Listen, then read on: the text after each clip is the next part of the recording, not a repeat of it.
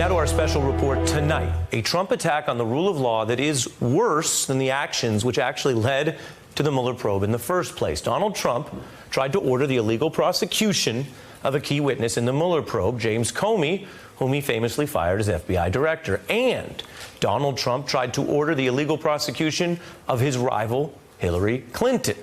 The New York Times exposing both of those potentially illegal acts last week. A bombshell that honestly could really easily get lost in a sea of Trump outrages and crises. But tonight we're digging into this report because it is vital that this story is not lost or minimized or misunderstood.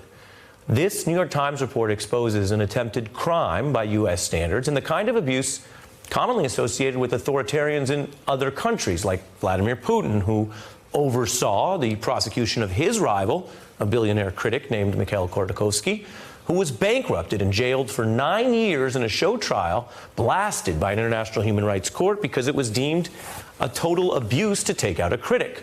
Now, Venezuela's president, Nicolas Maduro, took a similar attack against his leading opponent, using protests as a pretext for a 13-year jail sentence condemned by international human rights groups. And it was the same playbook in Egypt, where President Hosni Mubarak jailed the first person to ever run even a kind of symbolic race against him, abusing their justice system to target enemies, which is the kind of thing that, let's be clear, U.S. presidents used to condemn. There are many dissidents who couldn't join us because they are being unjustly imprisoned or held under house arrest. I look forward to the day when a conference like this one includes Aymanur of Egypt. I call for the immediate and unconditional release of your loved ones. Each of those examples from foreign authoritarians show a leader jailing a candidate. The idea of jailing a former office holder, like Senator Hillary Clinton, may sound even more extreme. That is exactly what happened to the first woman to serve as the prime minister of Ukraine, Yulia Tymoshenko. A Putin ally came to power and had her jailed for 7 years. It was a politically motivated violation of human rights, according to experts. Her daughter said there was no doubt why Tymoshenko was jailed. Now the regime cannot say that my mother is not a political prisoner. A new Putin ally comes to power and seeks the prosecution and jailing of his chief rival, the most prominent woman in politics. The sound that you hear is the echo of authoritarianism creeping into the United States. This isn't a hypothetical comparison. Political leaders around the world abuse their legal systems to kneecap opponents because it works. And these campaigns have an intimidating and chilling effect, even if certain plots are not always completed. And that's where we are tonight. That is the international historical context for what is the now widely exposed plot of United States President Donald Trump. The breaking news tonight, word from the New York Times that the president wanted the Justice Department to prosecute James Comey and Hillary Clinton earlier this year. A stunning report out tonight says President Trump was poised to order the criminal prosecutions of two of his biggest political adversaries. He could face a range of consequences, including possible impeachment. Impeachment. That word is in newscasts tonight, because Donald Trump's own lawyers used that word, warning him this plot was not just unconstitutional, not just illegal, not just a crime, but rather right in the strike zone of the kind of high crime that does warrant impeachment.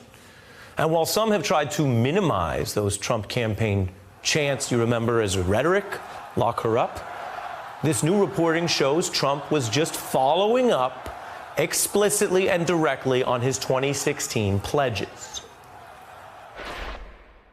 If I win, I am going to instruct my Attorney General to get a special prosecutor to look into your situation. My Attorney General, I will ask to appoint a special prosecutor. We have to investigate Hillary Clinton, and we have to investigate the investigation. The candidate was clear. He meant that. It's what he told Clinton. It's what he repeated to his supporters around the nation. The Times report proves that what Trump said before becoming president is exactly what he's trying to do as president. This is documented evidence now.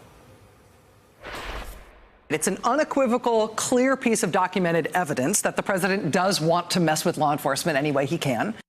And whatever one thinks of James Comey, we've criticized some of his actions right here on this show.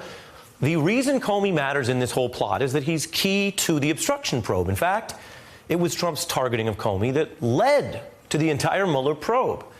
Before Trump fired Comey, there was simply a Russian collusion investigation inside the DOJ. Firing Comey raised the stakes because it raised the question of whether Trump was pulling a Nixon and obstructing an open probe. And that firing famously led to Mueller's appointment, and Comey backed up the rationale for that appointment under oath, testifying Trump targeted him to change the Russia probe. It's my judgment that I was fired because of the Russia investigation. I was fired in some way to change, or the endeavor was to change the way the Russia investigation was being conducted. That is a very big deal. A very big deal. Firing the FBI director to change a probe can be an element of a crime of obstruction. That is very big.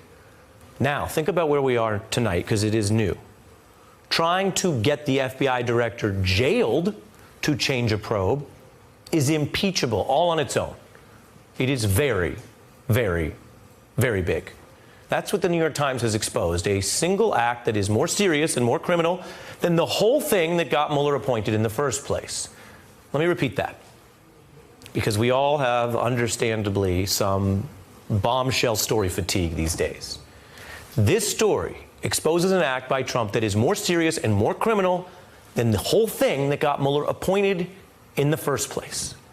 And during Nixon's famed Saturday Night Massacre, many warned that he was trying to do a similar thing, abuse law enforcement to get his way. And there was one Republican senator who spoke to that as an outspoken critic. The country tonight is in the midst of what may be the most serious constitutional crisis in its history. The travesty of this whole thing is, of course, that for the people that were trying to obey the law, trying to enforce the law, and now they're the people that are forced out. And that, I think, is the crux of the new crisis, because this brings squarely into focus, are we going to be a government of law? Are we going to be a government of laws? That was the question, because Nixon tried to abuse the DOJ and turn those powers against his enemies. It ultimately backfired. If an entire special counsel probe was ignited because it appeared Trump was trying to simply change the outcome of the Comey investigation by firing him, imagine the fuller ramifications of this report, with Trump trying to now get people to use the legal system to prosecute Comey and prosecute Clinton. And this is not just something we have foreign examples for, as I mentioned. Donald Trump has also systematically and publicly targeted Comey's deputy, Andy McCabe, and got him ousted from the DOJ. Trump didn't personally do the firing, cutting off his pension days before it was supposed to kick in, which sends a chill through any other public employees, and then now getting a open criminal probe in D.C. into McCabe. We don't know what's happening inside there and where it leads. But the attempted pressure to silence Comey and McCabe, two former top FBI officials, yes, it obviously does send a message to everyone else working behind the scenes about what it means to stand up to Trump. He will come after you. And Donald Trump doesn't just talk trash. He is doing these things. Remember, he talks a lot about the media, but he's also trying to come after them in the same way. This hasn't gotten enough attention, but when he came into office, he promptly asked the FBI to investigate and jail journalists, something we only learned about later after he fired the FBI director, and it came out in, oops, those Comey memos. That same playbook is now being used against Comey himself, and apparently against his deputy McCabe, and yes, against Hillary Clinton. Some civil servants will continue to push back against this and tell him no, tell the president no. That's what the McGahn-friendly leaks argue that McGahn did, although Trump has continued to privately discuss the matter of trying to get Comey and Clinton jailed, according to that same New York Times report. It is not enough tonight to take solace that some of these barriers will automatically continue to hold, or to wax poetically about how we have a strong system and it can't happen here. Remember, that very phrase isn't supposed to be taken literally. It was Sinclair Lewis's famous warning about how a con man populist demagogue could win an election on fear and nationalism and then turn the U.S. towards authoritarianism. Anything can happen anywhere. And just because Trump attempted this and was thwarted does not mean this is anywhere near over. The very White House lawyer who stopped Trump from the plot, of course, is now gone from this White House. Don McGahn, yet another Trump aide turned Bob Mueller witness.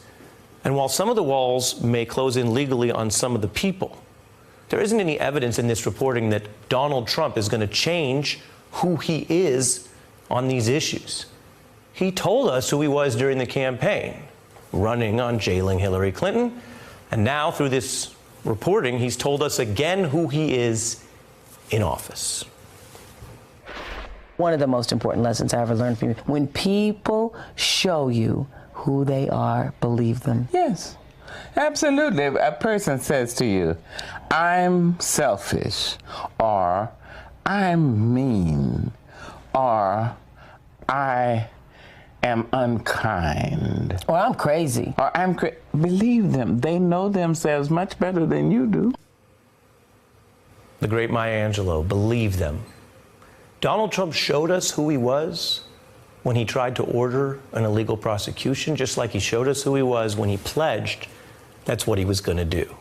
And now is the time for everyone in and out of government to decide what we're going to do about it. Hey, I'm Ari Melber from MSNBC. You can see more of our videos right here, or better yet, subscribe to our YouTube channel below. You could have been anywhere in the world, but you're here with us, and we appreciate that.